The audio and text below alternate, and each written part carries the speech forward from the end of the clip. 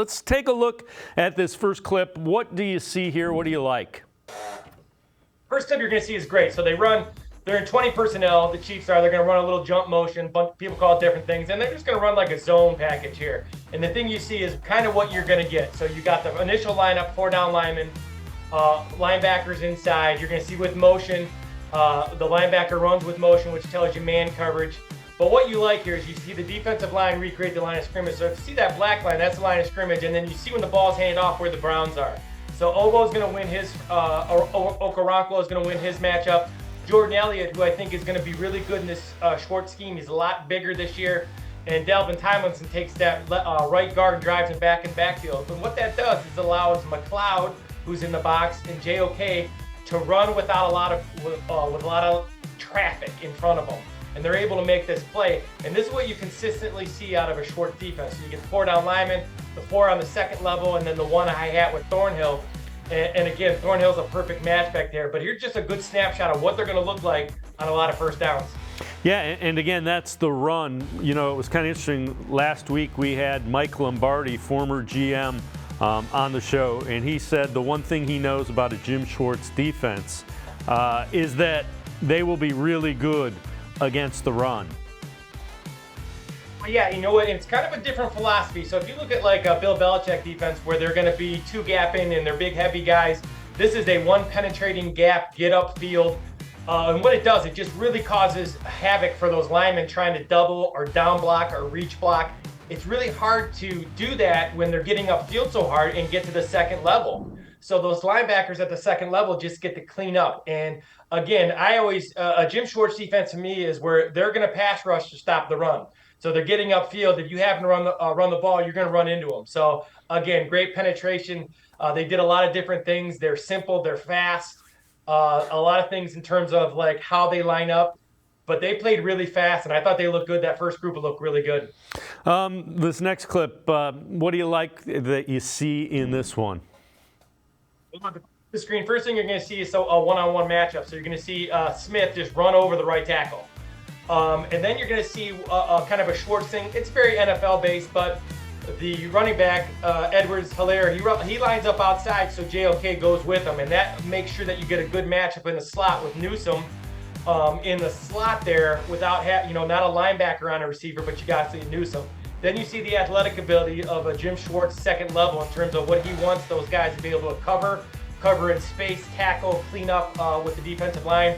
Again, you see the defensive line getting off the ball and creating a pass rush. Then again, the NFL is all about matchups. Zadarius Smith is really, really, really good in one-on-one matchups, and he's going to see a lot of one-on-one matchups because of Myles Garrett on the other side. So as good as they look, they're even going to get better when Zadarius Smith has Myles Garrett on the other side. So just, again, a good snapshot of how they're going to line up, how the secondary is going to play, how physical they're going to be. You got those different guys inside.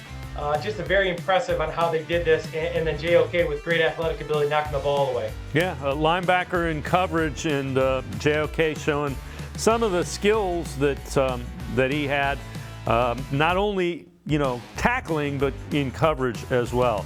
All right, when we look at this next clip, this one's going to involve Thornhill, and this is a guy that he's a true free safety, and boy, we haven't seen this in a Browns defensive set in a long time. This is Jim Schwartz classic here. So he's got 10 guys in the box on a 3rd and 1, depending, the big personnel that the Chiefs had in. But you got the Browns are in press coverage, Thornhill over the top playing free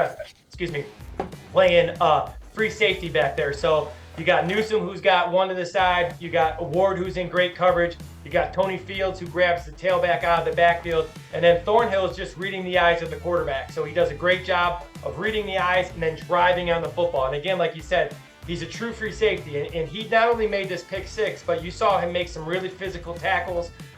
You see him as a last line of defense. He runs the show. When you see him at practice, he's very vocal. He's very energetic. Him and Smith bring a different attitude to this defense.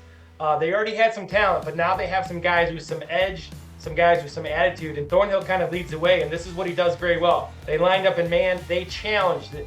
So this is a great example of Schwartz is dictating what he's doing. He's not reacting to the offense, and it resulted in a big play.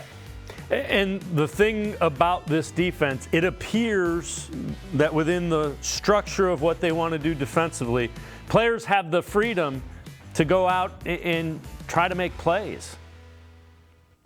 Yeah, and I'm actually doing an article on coming up on how the defense, he likes to be in press coverage against Cincinnati. They might not be in as much press coverage. They're still going to be in man. But what I like, regardless of how good those receivers are, he's going to challenge pass protection. He's going to challenge the Bengals to pass protect on Burrow. And then the secondary, they get some flexibility in terms of how deep they want to play. Thornhill gets to read. So that true free safety that we talked about months ago in terms of playing sideline to sideline, being the last line of defense as a tackler, reading those eyes, breaking on routes. So that was a 3rd down and 1. And that was just him playing center field and being a football player.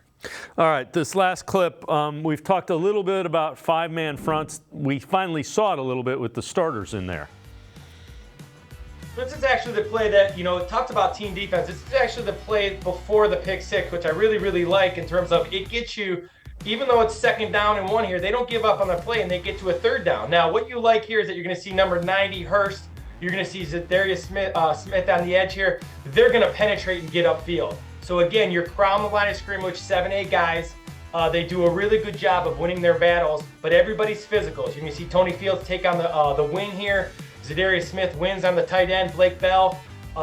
We have McLeod, who's a DB. He's going to fill on the pulling guard because this is just a basic power play, and it kind of muddles everything up. And then Smith makes the tackle, but there's a lot of guys there because everybody's kind of doing their job. Everybody's moving forward. Everybody's being physical. So again, we talked a couple weeks ago about being a football player, especially on that 2nd level. Here's McLeod, gets caught inside, like a linebacker read here, has to take on this guard as the one backer and does a great job.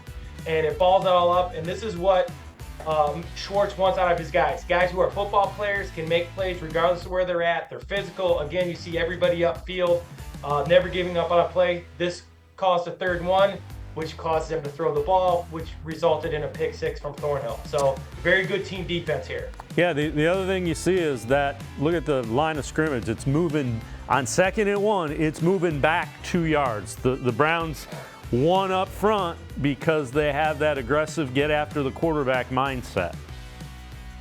Well, yeah, and what you have is that you're not worried about taking on a guard or tackle and being in charge of 2 gaps. The gap inside of you, gap outside of you, A or B gap. So if you look at Hurst, who's 2nd down from the bottom here, he just kind of takes that gap and goes. And what that does, that makes that guard and that center or that guard and the tackle, they have to stay on those defensive linemen because they can't get off on the double team. And what that does, it allows the second level, those linebackers, to just run free without having those big 300-pounders in their lap.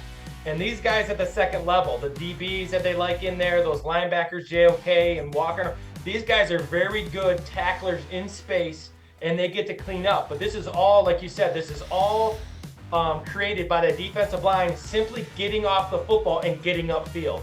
And again, 2nd and 1, they get to a 3rd and 1, and they get the pick six. So again, very good penetration. Smith, Thornhill, they're bringing a different attitude to this defense. And we've talked about how good that defensive line is. Myles Garrett hasn't played against in any of the preseason games. He did do a day in the joint practices. It's going to be even better, and that will help that much more getting after the quarterback and kind of pushing that line of scrimmage back. It's an interesting matchup. So Smith is so physical with his hands. He can line up inside at that 3 technique, especially on 3rd down and long. He can line up at that wide 3.